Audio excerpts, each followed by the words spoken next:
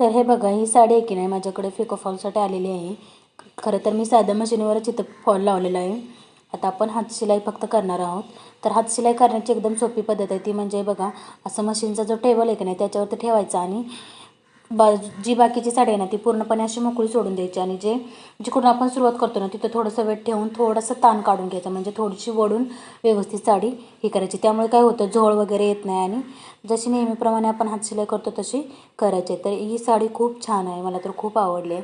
थोडीशी हेवी आहे, परंतु मी तुम्हाला व्हिडिओच्या शेवटी नक्की दाखवीन साडीचा लुक कसा आहे ते.